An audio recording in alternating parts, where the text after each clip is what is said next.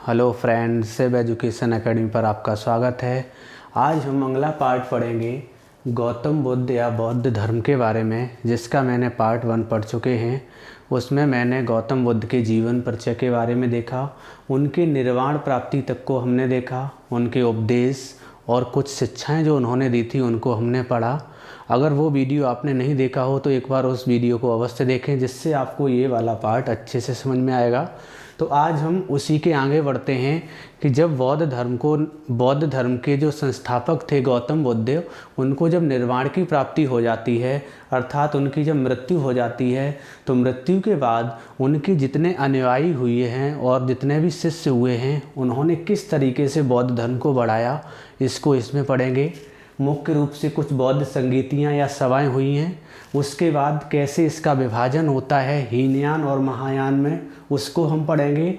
और कुछ इम्पोर्टेंट जो बौद्ध साहित्य है उसको हम देखेंगे, और भी जो बचे हुए पॉइंट्स हैं उनको हम देखेंगे। तो सबसे पहले हम स्टार्ट करते हैं बौद्ध संगीति से। किस प्रकार जब निर्वाण की प्राप्ति हो जाती है गौतम बुद्ध को, उसके बाद जो उनके अनुयायी हैं वो किस प्रकार इस धर्म का प्रचार प्रसार करते हैं। तो जब प्रचार प्रसार करेंगे तो उसके लिए सभाएं होती हैं कुछ। इन सभा से मोस्ट इम्पॉर्टेंट आपके क्वेश्चन बनते हैं, कई एग्जामों में यहाँ से क्वेश्चन पूछे गए हैं। जैसे इसमें सबसे पहले हम वर्ष पढ़ेंगे, स्थान, राजा यानी किसके शासनकाल में हुई है, किसने अध्यक्षता की थी उसकी, और उस संगीति से बनने वाले कुछ मुख्य बिंदु के बारे में हम देखेंगे। तो सबसे पहले हम देखते हैं कि जो पहली बौद्ध संगीति है, आपको क्रम भी याद रखना है क्योंकि क्रम से भी क्वेश्चन पूछा गया है। तो इस टेबल चार्ट को हम बहुत अच्छे से अध्ययन करेंगे। जैसे जो पहली बौद्ध संगीति है उसके पूछेगा कि ये किस सन में हुई है, तो आप आंसर देंगे 483 ईसा पूर्व। आपको पता होगा कि 483 ईसा पूर्व ही महात्मा बुद्ध का निर्वाण की प्राप्ति हुई थी, उनकी मृत्यु हुई थी। तो उसी सन 483 ईसा पूर्व में ही प्रथम बौद्ध संगीति या सभा होती है, जो राजगृह में होती है, जो होती है राजगृह में। ये जो राजगृह है उस समय मगध की राजधानी हुआ करती थी। जो आपका मगध प्रदेश था उसकी राजधानी राजगृह हुआ करती थी, वहाँ पर होती है। और किसके शासनकाल में होती है अगर ये पूछा जाए तो आप आंसर देंगे अजातशत्रु। अजातशत्रु के शासनकाल में होती है, जिसकी अध्यक्षता महाकश्यप करते हैं। जिसकी अध्यक्षता कौन करते हैं? महाकश्यप। तो हमने सबसे पहले वर्ष को देखा, आप वर्ष याद रखोगे। उसके बाद स्थान, राजगृह, अध्यक्ष, महाकश्यप, और किसके शासनकाल में हुई? अजातशत्रु के शासनकाल में हुई। और इससे बनने वाला इम्पोर्टेंट जो क्वेश्चन ये है कि प्रथम बौद्ध संगीति में ही विनय पिटक और सुत्त पिटक का संकलन हुआ था। अगर ये पूछा जाए कि विनय पिटक और सुत्त पिटक का संकलन किस बौद्ध संगीत के तहत हुआ है, तो आप आंसर देंगे पहली बौद्ध संगीत के अंतर्गत। किस वर्ष हुआ है? 483 ईसा पूर्व। किस जगह हुआ है? राजगृह में, जो उस समय मगध की राजधानी थी। किसके शासनकाल में हुआ है? अजातशत्रु के। और किसकी अध्यक्षता में हुआ है? महाकश्यप के। अब अगली हम देखते हैं दूसरी बौद्ध संगीति है, उसके जस्ट 100 साल बाद होती है। ये आपकी 483 ईसा पूर्व में है और ये आपकी 383 ईसा पूर्व में होती है। तो 383 ईसा पूर्व में होती है। अगर स्थान पूछा जाए तो वैशाली। अब मगध की राजधानी चेंज होती जाती है, तो पहले राजगृह थी, अब इस समय मगध की जो राजधानी है वो वैशाली है। तो आपको ध्यान रखना है, ये जो शुरुआत के 3 हैं, राजगृह, वैशाली और पाटलिपुत्र, ये मगध की राजधानियां हैं जो बिहार में पड़ती थी उस समय। और एक ये जो कुंडलवन आपको दिख रहा है, ये कुंडलवन बिहार से बाहर की जगह है। तो ये भी क्वेश्चन कई बार पूछा गया है कि वो कौन सी बौद्ध संगीति है जो बिहार के बाहर हुई थी, तो आपको याद रखना है वो आपकी चौथी बौद्ध संगीति है। तो हम एक बार देखते हैं दूसरी जो बौद्ध संगीति है वो 383 ईसा पूर्व में हुई थी। स्थान पूछा जाए तो वैशाली में हुई थी। किसके शासन काल में हुई थी? कालाशोक के शासन काल में हुई थी। ये जो कालाशोक है वो शिशुनाग वंश से संबंधित था, जो शिशुनाग का पुत्र था। और बात करें अजातशत्रु की, तो अजातशत्रु हर्यक वंश से संबंधित है और ये बिंबिसार का पुत्र था। ठीक है। ऐसे ही अब हम देखते हैं इसकी दूसरी वाली जो बौद्ध संगीति है, इसकी अध्यक्षता किसने की थी, तो हम आंसर देंगे सवाकामी ने। और एक क्वेश्चन मुख्य बिंदु से बनेगा, इसमें थोड़ी विभाजन की चिंगारी आई थी, थोड़े विभाजन की बात आई थी। ये दो भागों में बटा था, एक महासंगिक और एक थेरवादी। जो महासंगिक थे ये रूढ़वादी थे, परिवर्तन के विरोधी थे, और थेरवादी थे ये परिवर्तनवादी थे। इनमें ये अंतर था। तो हमने द्वितीय बौद्ध संगीति को समझा। अब हम देखते हैं तृतीय बौद्ध संगीति। जो तृतीय बौद्ध संगीति है वो लगभग 247 या 250 ईसा पूर्व बताई जाती है। तो आप याद रख लेंगे। स्थान अगर पूछा जाए तो पाटलिपुत्र, ये आपकी पाटलिपुत्र में होती है। किसके शासनकाल में हुई थी, तो आप आंसर देंगे अशोक के शासनकाल में हुई थी। अशोक का अगर संबंध पूछा जाए तो ये मौर्य वंश से संबंधित थे और चंद्रगुप्त मौर्य के पुत्र थे।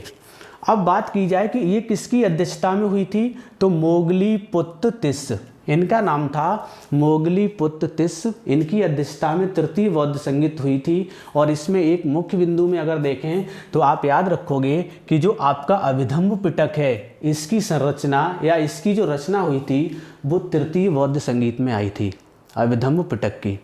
तो हमने 3 को देखा।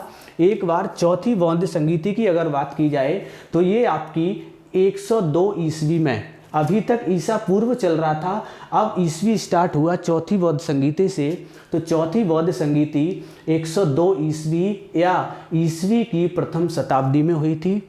अगर स्थान पूछा जाए तो आप आंसर देंगे कुंडलवन। कुंडलवन कहाँ पड़ता है, जम्मू कश्मीर। तो बिहार के बाहर ये चौथी बौद्ध संगीति हुई थी। आपको याद रखना है किसके शासनकाल में हुई थी, तो कनिष्क के शासनकाल में हुई थी।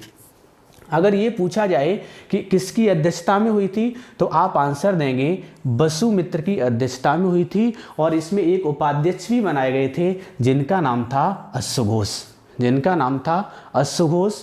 और इससे अगर मुख्य बिंदु को देखा जाए तो इसमें विभाजन हो गया था। बौद्ध धर्म 2 संप्रदायों में बट गया था, जिनमें से एक है हीनयान और दूसरा है महायान।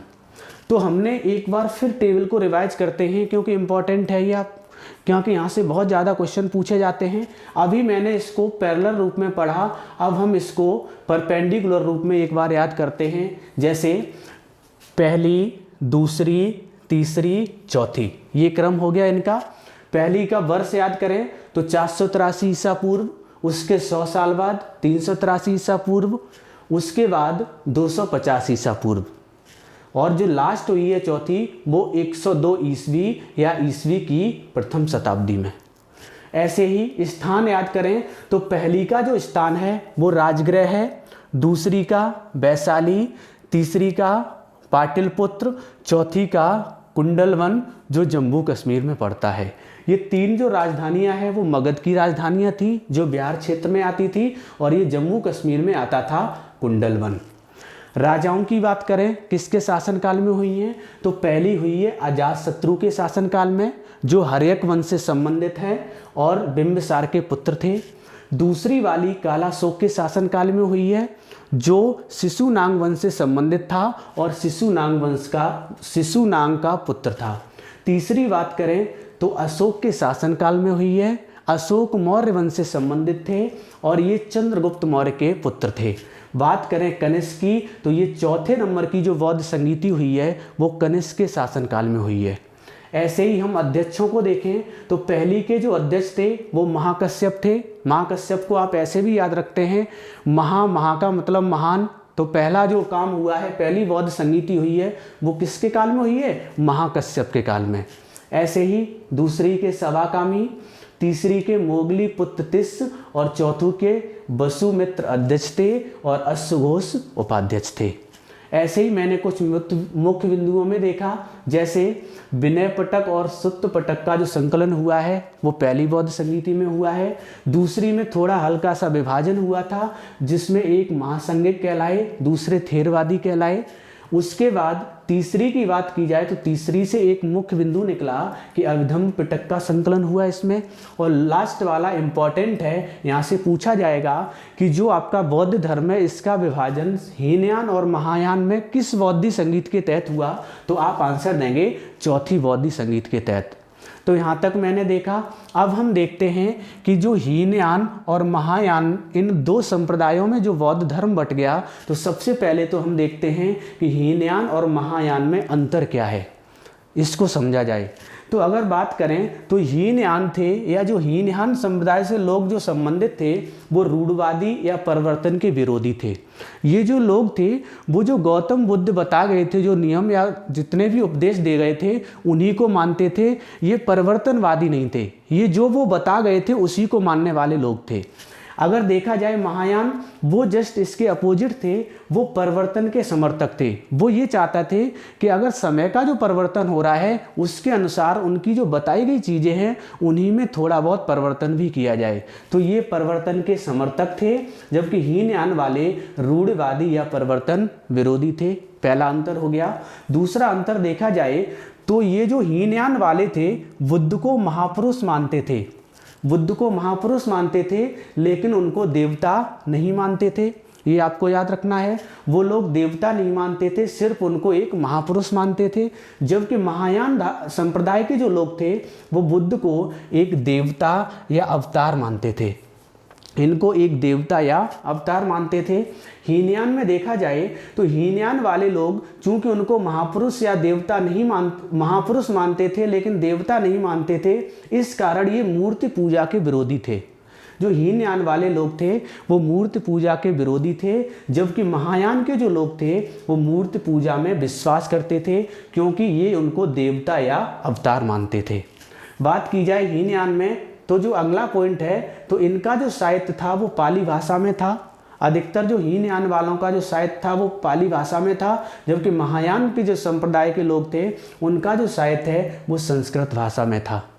और अगर ये देश ये पूछी जाए कि वो कौन कौन से देश हैं जिनमें हीनयान और महायान के मानने वाले लोग होंगे, तो उनमें अगर देखा जाए तो आपका जितने भी भारत के दक्षिण पूर्वी देश हैं, जिनमें मुख्य रूप से श्रीलंका है, दक्षिण भारत है, म्यांमार है, थाईलैंड है, यहाँ पर हीनयान को मानने वाले लोग थे, हीनयान संप्रदाय के लोग थे।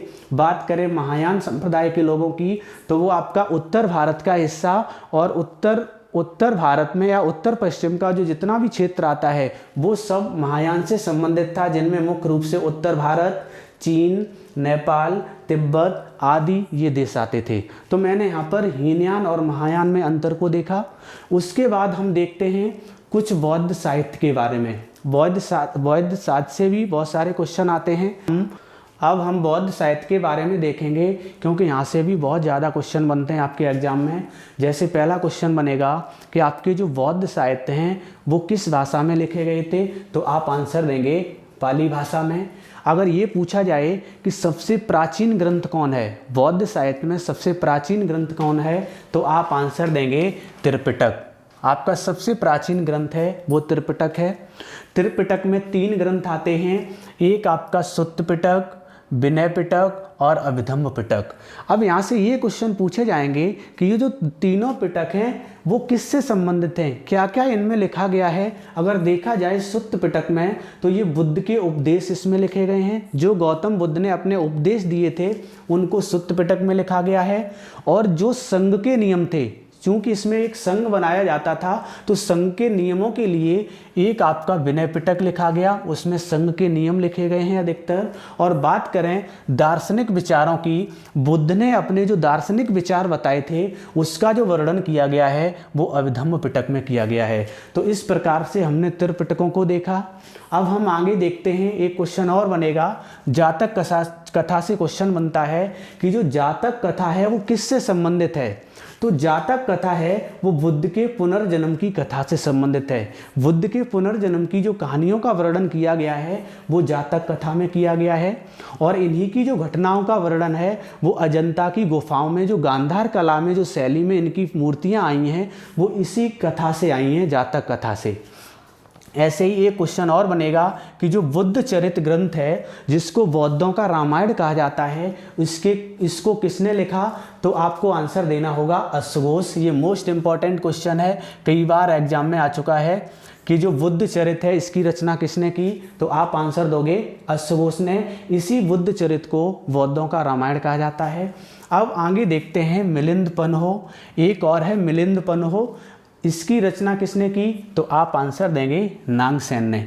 इस मिलिंद पन्हो में भी मिलिंद नाम का एक मिंडार नाम का व्यक्ति है, वो नागसेन से प्रश्न करता है और वो उनके जवाब देते हैं। ये बौद्ध धर्म से ही संबंधित था, इसीलिए इसका जो नाम रखा गया वो मिलिंद पन्हो रखा गया है, जिसकी रचना नागसेन ने की है। एक क्वेश्चन और बन सकता है कि जो लाइट ऑफ एशिया है, लाइट ऑफ एशिया, इसका जो पुस्तक एक लिखा गया है या लाइट ऑफ एशिया जो नाम दिया है वो किसने दिया है? तो आप आंसर दोगे एडविन अर्नोल्ड। एडविन अर्नोल्ड ने लाइट ऑफ एशिया नाम की एक पुस्तक लिखी है, जिसमें इनको एशिया का प्रकाश पुंज या लाइट ऑफ एशिया का है। तो हमने देखा कि जो बौद्ध साहित्य है उसमें त्रिपिटक, जातक कथा, बुद्ध चरित्र और मिलिंद पन्हो जैसे ग्रंथों को हमने पढ़ा। अब हम आगे देखते हैं कुछ और चीज़ें जो बौद्ध धर्म से संबंधित हैं। जैसे बौद्ध धर्म में एक चैत्य आता है और एक शब्द आता है स्तूप और एक शब्द आता है विहार या मठ। इनको समझते हैं क्या कहते हैं। तो बात की जाए चैत्य क्या होते हैं। जो बौद्धों के पूजा स्थल हुआ करते थे उसको चैत्य बोलते थे। तो आपको समझना है चैत्य किसको कहते हैं। तो बौद्धों के जो पूजा स्थल हुआ करते थे उनको चैत्य कहते हैं। स्तूप की बात करी जाए तो जो बौद्ध अनुयायी हुआ करते थे या गौतम बुद्ध के जो मृत के अवशेष जहाँ जिस जगह रखा करते थे उसको स्तूप बोलते थे। स्तूप का जो आकार होता था वो लगभग ऐसा होता था, ऐसे आपका स्तूप का आकार हुआ करता था। यहाँ पे आपके इनके अवशेष रख दिए जाते थे और यहाँ पे, तो ये आपका जो फिगर बना हुआ है वो स्तूप का है। यहाँ पर मृत अवशेष रखे जाते थे बौद्ध अनुयायियों के, और गौतम बुद्ध के भी कई जगह रखे गए थे, तो उस जगह को कहते थे स्तूप। अगर बात की जाए विहार या मठ, तो विहार या मठ निवास स्थान कहलाते थे। जो बौद्ध भिक्षुड़ी या भिक्षु हुआ करते थे जो रुकने के लिए बनाए जाते थे उनके लिए, उनको बोलते थे विहार या मठ। इनको हम कह सकते हैं ये बौद्धों के निवास स्थान हुआ करते थे। तो हमने इन 3 चीज़ को देखा। अब हम देखते हैं संघ के सदस्यों को। संघ के सदस्य 2 प्रकार में बटे हुए थे। एक आपके भिक्षु और भिक्षुड़ी कहलाते थे, एक उपासक और उपासिकाएं कहलाते थे। जो भिक्षु और भिक्षुड़ी हुआ करते थे वो सन्यासी जीवन वाले हुआ करते थे, जो सन्यासी जीवन जीने वाले होते थे। दूसरे प्रकार के जो गृहस्थ जीवन जीने वाले हुआ करते थे और बौद्ध की शरण में आ गए थे, बौद्ध धर्म की शरण में आ गए थे, उनको उपासक और उपासिकाएं कहते थे। तो इनमें भी आपको अंतर समझना है कि जो सन्यासी जीवन जीने वाले थे उनको भिक्षु और भिक्षुड़ी कहा गया, और जो गृहस्थ जीवन जीने वाले थे उनको उपासक और उपासिकाएं कहा गया। अब हम आगे देखते हैं बुद्ध के कुछ शिष्यों के बारे में। यहाँ से भी क्वेश्चन पूछे जाते हैं कि बुद्ध के शिष्य कौन कौन थे। कुछ इंपॉर्टेंट शिष्य हैं यहाँ पर, जैसे आनंद, उपाली, जीवक, अजातशत्रु, राहुल इनके पुत्र थे। ऐसे ही महाकश्यप, प्रसेनजित, बिंबसार, नंद जो इनका सौतेला भाई था। तो ये कुछ प्रमुख शिष्य थे जिनमें से हमने आपको बता भी चुके हैं कि जो प्रिय शिष्य थे उनका नाम था आनंद। तो आप एक बार इनको सही से देख लेंगे। आनंद, उपाली, जीवक, अजातशत्रु, राहुल, महाकश्यप, प्रसेनजित, बिंबसार और नंद, इनके कुछ महत्वपूर्ण शिष्य थे। अब आगे देखते हैं कुछ शिष्याओं के बारे में। बुद्ध की कुछ शिष्याएं भी थी, जिनमें सबसे पहली जो शिष्या थी उनकी मौसी थी, जिनको महाप्रजापति गौतमी के नाम से जाना गया। ये प्रथम शिष्या थी। इनको आनंद के कहने पर सबसे पहले महिलाओं को प्रवेश दिया था गौतम बुद्ध ने, और सबसे पहली जो महिला शिष्या बनाई थी वो अपनी मौसी को बनाया था, महाप्रजापति गौतमी को। दूसरी शिष्या की भी बात करें तो यशोधरा इनकी पत्नी थी। एक आम्रपाली, इंपॉर्टेंट रूप से आपको याद रखना है, आम्रपाली भी इनकी शिष्या हुई हैं। विशाखा, क्षेमा को भी याद रखना है, जो बिंबसार की पत्नी थी। इनको भी शिक्षा दीक्षा दी थी गौतम बुद्ध ने। और एक थी नंदा थी, वो इनकी सौतेली बहन थी। तो आप इन 2 को भी याद रखेंगे। नंद इनका सौतेला भाई था, वो शिष्य था, और नंदा इनकी सौतेली बहन थी जो इनकी एक शिष्या थी। तो हमने बुद्ध की शिष्य और शिष्याएं देखी। इसके बाद कुछ और चीज़ देखते हैं, जैसे बौद्ध धर्म के संरक्षक राजा, यहाँ से भी क्वेश्चन बन जाते हैं कि इसका जो बौद्ध धर्म है इसका संरक्षण किसने किया, या इसका जो प्रचार प्रसार है वो किन राजाओं ने किया। अगर यहाँ से क्वेश्चन पूछा जाए तो इनमें मुख्य रूप से अगर मगध नरेशों की बात की जाए तो इनमें से बिंबिसार और अजातशत्रु, बिंबिसार और अजातशत्रु को पढ़ेंगे, ये आपके मगध नरेश थे। उसके बाद एक कौशल नरेश थे जिनका नाम था प्रसेनजित, इन्होंने भी इस धर्म को बढ़ाया और इसका प्रचार प्रसार किया। ऐसे ही एक थे आपके उदयन जो वत्स नरेश थे, अशोक, कनिष्क और हर्षवर्धन आदि जो राजा थे वो बौद्ध धर्म के संरक्षक राजा थे। आगे अगर देखें तो एक क्वेश्चन और पूछा जाता है कि बौद्ध धर्म के पतन का कारण क्या था, कैसे बौद्ध धर्म का पतन हुआ। तो उसका कारण था एक संप्रदाय आया था जिसका नाम था वज्रयान संप्रदाय। जो वज्रयान संप्रदाय था वो 6वीं सदी के लगभग आया, 6वीं सदी ईस्वी के समथिंग आया और ये 8वीं सदी ईस्वी तक लगभग चला था और अंत में जाते जाते ये इसके ही कारण बौद्ध धर्म का पतन हो गया, क्योंकि बौद्ध धर्म में जो वज्रयान संप्रदाय था इसमें बहुत ज़्यादा जादू टोना, आडंबर, ये सब क्रियाएं चलने लगी थी। वही कंडीशन आ गई थी जो पहले हिंदू धर्म में हुआ करती थी, उसके कारण जब बौद्ध आया था वही कंडीशन फिर पैदा हो गई थी। इसी कारण वज्रयान संप्रदाय के कारण बौद्ध धर्म का पतन हुआ। और आगे एक क्वेश्चन और पूछा जा सकता है कि गांधार कला का संबंध किससे है, तो आप आंसर देंगे बौद्ध धर्म से, क्योंकि जितनी भी बौद्ध धर्म की जो मूर्तियां वगैरह हैं वो अगर पूछा जाए किस कला में बनाई गई थी तो सबसे अधिक जो प्रभाव रहा था वो गांधार कला का रहा था। तो आज हमने चैप्टर में देखा बौद्ध संगीति या सभाओं के बारे में, हीनयान और महायान के अंतर के बारे में, कुछ बौद्ध साहित्यों के बारे में देखा और कुछ इम्पोर्टेंट जो फैक्ट्स आ रहे थे बौद्ध धर्म के चैप्टर में उन सबको देखा। तो अगर ये वीडियो आपको पसंद आए तो वीडियो को लाइक, शेयर, सब्सक्राइब अवश्य करें। धन्यवाद।